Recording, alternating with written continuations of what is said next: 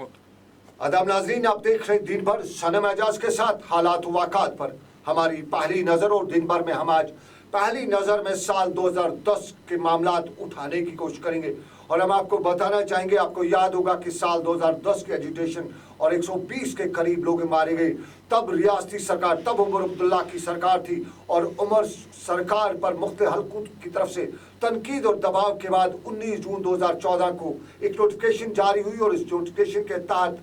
Justice M L. कोल, retired justice M L. कोल की सरबराही में इन मामला की तहकीकात करने के लिए एक नफरी जुडिशल कमीशन तश्कील दिया गया और इस कमीशन की जिम्मेदारी ये सौंपी गई कि इन हालात के दौरान जिन लोगों की अमवात हुई उसकी तहकीकात कराई जाए और जो जहाँ पे जो गलतियाँ हुई उसको दुरुस्त करने की निशानदेही की जाए। श्रीनगर के सिविल सेक्रेटरीट में कमरा नंबर 250 में इसका दफ्तर भी खोला गया। अखबारात में इश्तिहारात भी दिए गए, मीडिया के जरिए तशरीह भी कराई गई और बताया गया कि जो भी लोग इसमें अपने बयानात, अपना रद्दअमल, अपनी सिफारिशात लागू देना चाहते हैं वो सुबह 11 बजे से दोपहर 4 बजे तक इस दफ्तर में आकर अपने बयानात कलमबंद करा सकते हैं। 120 के करीब तब हलाकतें हुई थी और इन हलाकतों के हवाले से बहुत से लोगों ने, उनमें रिश्तेदार भी थे या दूसरे लोग थे, इस कोल कमीशन के सामने अपने बयानात कलमबंद कराए और जो कुछ भी जानकारी उनके पास थी उस कोल कमीशन को दी और खुद कोल कमीशन ने भी वादी के कई कस्बों का दौरा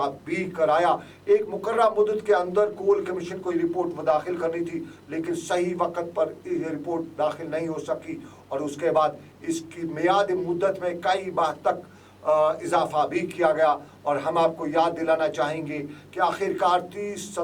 दिसंबर 2016 को ये रिपोर्ट कोल कमीशन ने रियासत के वज़ीर आला को सौंप दी। 320 सफ़ात पर बताया गया था कि ये मुश्तमिल ये रिपोर्ट है और इस रिपोर्ट में हलाकतों के महरिकात के साथ साथ आइंदा शहरी हलाकतों से बचने और मुतासरीन को इमदाद फराहम कराने के लिए कोल कमीशन ने अपनी रिपोर्ट दी थी, सिफारिशात की थी। और इस कोल कमीशन पर अब सवाल ये खड़ा हो रहा है कि कोल कमीशन है कहाँ, पब्लिक में क्यों नहीं है, पब्लिक डोमेन पे क्यों नहीं है और इस कोल कमीशन में क्या क्या सिफारिशात हैं, ये सिफारिशात आम लोगों को पता होने चाहिए। ये आज सवाल उठाए जा रहे हैं और आम तौर पे कश्मीर में कहा जाता है कि यहाँ बहुत से कमीशन बने जाते हैं, बहुत सी रिपोर्ट्स आती हैं लेकिन वो पब्लिक नहीं की जाती है। उन कमीशंस का, उन रिपोर्ट्स का क्या होता है ये पता नहीं चलता है और एक बार फिर कोल कमीशन की रिपोर्ट पर भी सवाल उठते हैं और बहुत से लोग ये जानते हैं कि जो जो सिफारिशात इसने दी है वो अगर अहदेदारों को पता हो सके तो आइंदा किस वक्त अगर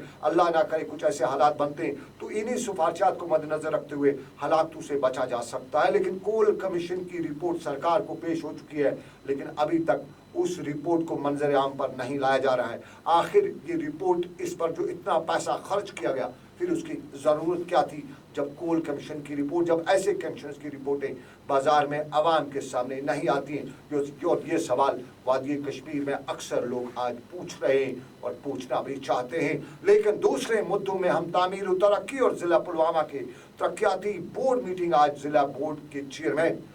अब्दुर्रहमान वीरी की सदारत में मुनक्कद हुई जिसमें जिला के सभी मेंबरान कानून साजिया और अफसरान ने शिरकत की। मीटिंग में जिला में दरदस्त लिए गए तरक्याती प्रोजेक्टों से मुतालिक जानकारी हासिल की गई जबकि आइंदा वक्त में जिला में हाथ में लिए जाने वाले कामों के साथ साथ अहम शोबों में बुनियादी ढांचे को बढ़ाने के लिए मेंबरान से तजावीज़ भी तलब की गई।